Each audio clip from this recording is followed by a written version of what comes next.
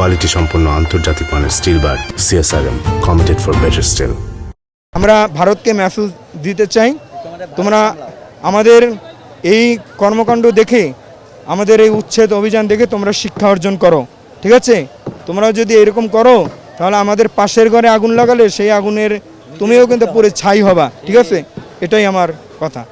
আহ্বান জানাবো, আপনারা যারা পরবর্তীতে ক্ষমতায় আসবেন,